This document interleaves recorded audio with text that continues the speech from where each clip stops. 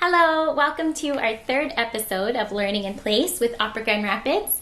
I'm Rachel Mills, and today I thought I might talk to you about my favorite part about being in this business, which is preparing a role. And I thought I might use my experience working on the Mikado with Opera Grand Rapids, which we did in November. So, you're offered a role in an opera. Super exciting. You sign your contract, and then what do?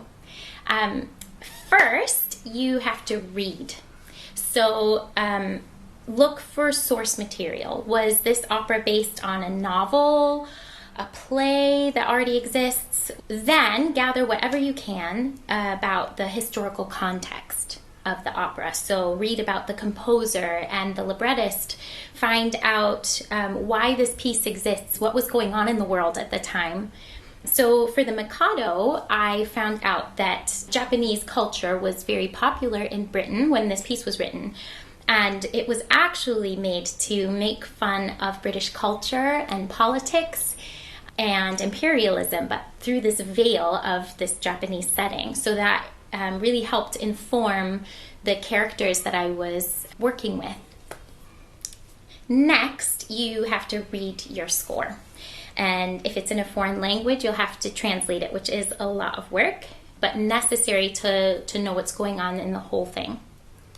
And then think about what it would have been like to be your character at the time that the piece was set and at the time the piece was written, if there's a difference. So in the case of the Mikado, my character was Yum Yum, and she was a young woman living in Japan, and she's beautiful and charming and had no power whatsoever. Next, your job is to write. So after you've read the script and the score, go through and circle every descriptive word or phrase that helps you learn about your character. And then, taking all of those bits of information, your given circumstances and the historical context, write up a character sketch answering these questions. Who am I? Where have I come from? Where am I going? And what am I going to do when I get there? So in answering those questions, you will also have answered the two big questions of the opera, which is, what do I want and what is standing in my way? And these will give you an arc for the entire play and a purpose for every scene so that everything that you do means something. So in answering these questions for Yum Yum, I found that I am playing a woman who is charming and beautiful and really intelligent and ambitious. And I've come from school where I've graduated at the top of my class, and I'm going to marry my guardian, whose name is Coco. And I don't love him, but he is the public executioner, so his station will give me a little bit of power for self-determination. And then I find out that this man that I have been in love with for months has come and is actually the prince. And so if I can find a way to be with him, then I get love and power. And that drives everything that I do for the rest of the opera. Next, you have to speak. So practice speaking your text, monologuing your arias, and use different intentions. Practice the other character's text as well so that you know how to react to what they say. Everything is going to have an underlying emotion. So now is a good time to start remembering events in your life where you felt emotions that are similar. And pay attention to what happened to your breathing, to your eyes, to your heart rate. Did your shoulders come up? Did you relax? So when I was working on Yum Yum, for instance, there's a moment where she's thinking she's about to get married to the man of her dreams, who is the prince, and she's going to have everything she wants. And then this woman comes to claim her fiancé and spoil the wedding. And although I don't have any experience with that specifically, there was a split second on my wedding day when I thought that the wedding wasn't going to happen. And I remember my heart rate increasing. I remember the heat behind my eyes, trying not to cry. And then I remember this rush of calm that came over me when I thought that I had to collect myself to explain to everybody that there wouldn't be a wedding. So I could use that little second to help me create a really honest picture of what Yum Yum was going through during the scene where this woman was coming to spoil her wedding. So at this point, everything, every word, every noise, every action must have a purpose and must be rooted in the person that you've created, in those and the questions that you've asked. Everything has to feel genuine and honest to you. Once you've done all of that work, which is enormous, then you get to start singing. So try out the melody on a hum or a rolled R, grrr, singing into a straw, anything that's gentle, that keeps your breath moving. Don't try applying the words until you're confident of your pitch and your technique, because there is so much emotion in the text. And if you try and combine the emotion and the singing too soon, then you might find tension and bad habits start creeping up. You'll work with a coach who will help you to find new colors in your voice to illustrate your intentions, and you'll add in dynamics and phrasing that matches the way that you speak it. So I thought now would be a good time to sing The Sun Whose Rays Are All Ablaze, which is Yum Yum's only aria in this opera, and the monologue that comes before it. So this piece for me was quite defining. She comes across sometimes as quite flighty. She says things that aren't very intelligent sometimes, but in this aria, she says, "I mean to rule the earth, and pray, make no mistake, we are not shy. We're very wide awake, the moon and I," which was so revealing about the character that she is. She's ambitious and she knows what she's doing. Yes, I am indeed beautiful. Sometimes I sit and wonder why it is that I am so much more attractive than anybody else in the whole world. Could this be vanity? No. Nature is lovely and rejoices in her loveliness.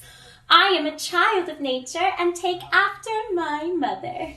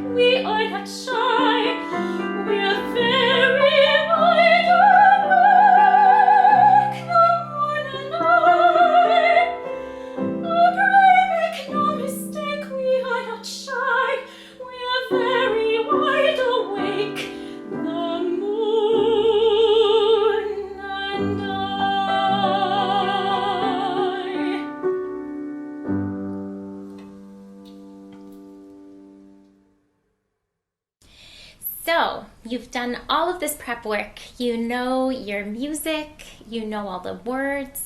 Your character is really well-rounded and rooted in honesty.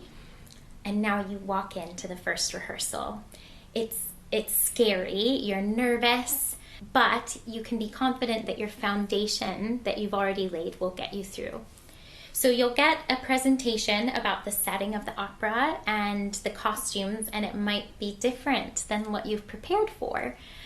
So you have to think about how that might change your character. So in the Mikado, we actually were setting it in Victorian England. So it did change my ideas about costuming and the set around me, but luckily it didn't change the circumstances of my character very much, because I was still a young woman in the 19th century without any power. You'll meet the director and the conductor at this rehearsal, and you'll probably be quite intimidated, wondering what they're going to think of you, whether they're going to change anything that you've prepared. But you get one chance while you read through and sing through this piece to show them everything that you've done so far without any edits. But your colleagues will have all done prep work as well, and their choices might surprise you and change your intentions and the way you deliver lines. But if you know your character through and through, this won't throw you off. You'll be able to go with it. So for instance, in our first rehearsal for the Mikado, the first scene that I had with Nanki-Poo, there were some lines that when I said them, I thought they were angsty or sad. So I reacted with angst and sadness, but Nanki-Poo delivered them actually in a joking way. So then I was able to joke back with him in a way that felt genuine to my character. So after the first rehearsal, you start working through scenes bit by bit in the rehearsal space. And your director has probably a lot of ideas about each character and how they fit into the greater context of the piece and what they want to pull out to show the audience. And so for the sake of the overall arc of the show, they might ask you to rethink some of your choices. And if you really take those things on board, your character becomes multidimensional and really interesting at this point. For instance, Eve Summer was our director, and she was amazing to work with. Lots of energy and flexible and so full of ideas. And I worried at first that Yum Yum might come across as shallow. So she had asked me to, here and there, whine a little bit when something disappointed me, or to be really silly with these other girls that I was on stage with. And so in order to make these choices genuine, I went back to my character sketch and I asked myself all those questions again, and I found a way to make the whining rooted in genuine disappointment and to make the giggles rooted in a genuine desire to have a laugh with my girlfriends. And so these choices then became really interesting and showed that Yum Yum has strengths and weaknesses, and it shows all of the beauty and the humanness in between. So, to illustrate all of that, here are two of the ensemble pieces from the beginning of the show that inspired me to make Yum Yum more complete and more fun.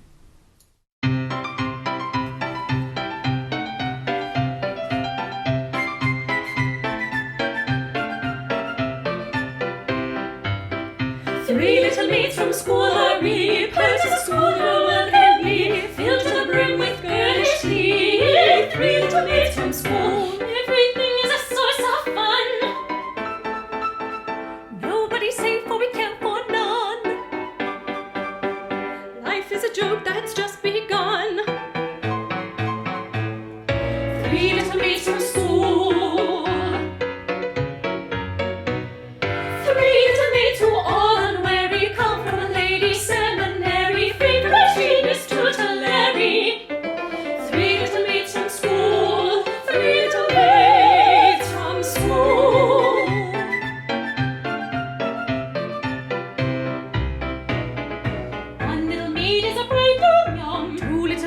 attendants come. 3 little maids is the total sum. 3 little maids from school. From 3 little maids take 1 away. 2 little maids remain, and they won't have to wait very long, they say. 3 little maids from school. 3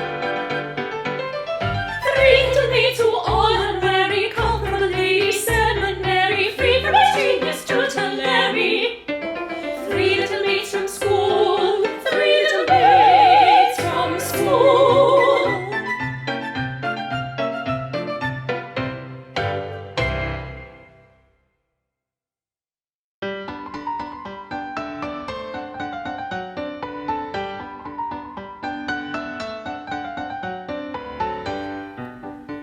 So please do we much regret if we have failed in etiquette.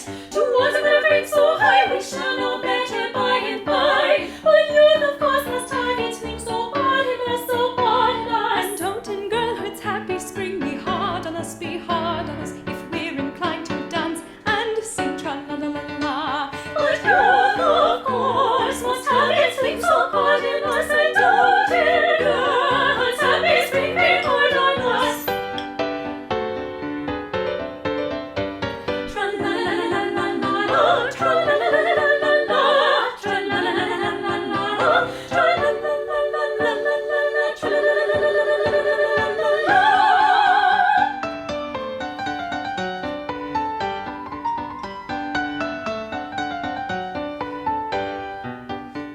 I think you ought to recollect you cannot show too much respect to one highly titled few, but nobody does, and why should you? The youth that does should have its fling. It's hard on us, it's hard on us to our prerogative we cling. So pardon us if we decline to dance and sing tra-la-la-la-la, tra-la-la-la-la, tra-la-la-la-la. Must have its things so hard in us, and don't in girlhood's happy spring be hard on us.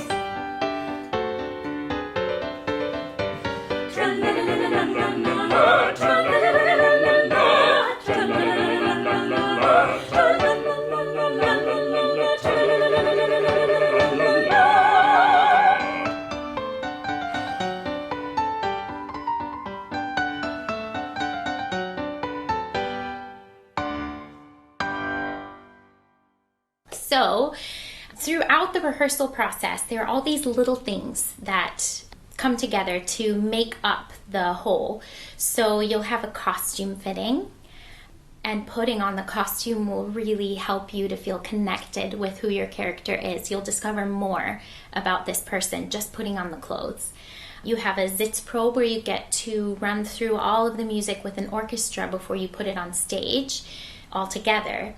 And the colors that you hear in the orchestration are different and beautiful, and they bring out different emotions in you that you weren't sure, you didn't know were there. You'll have events for marketing and community outreach. You'll have to explain your work in the show to other people in the community, and that all helps you to learn more about what you're trying to do and what you're trying to bring out in your character.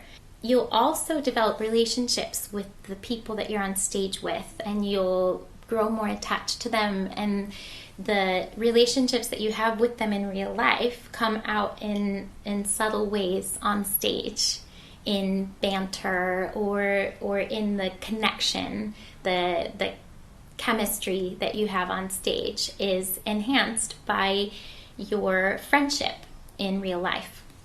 So these things all fill in the gaps, and then by Tech Week, you feel really confident in who you are and what your purpose is. You have a solid foundation so that you can concentrate on these really tricky things, like finding your light in the theater, finding your spacing when you're going from the rehearsal space to a big stage, watching your conductor from a monitor instead of right in front of your face, and really quick costume changes. So you can handle all of these little challenges that come at you really quickly and not have to worry about anything else because you've already done that work. So this brings us to opening night, and everything changes. So you have an audience and you're suddenly very aware of them and you're wondering, are they laughing in the right places?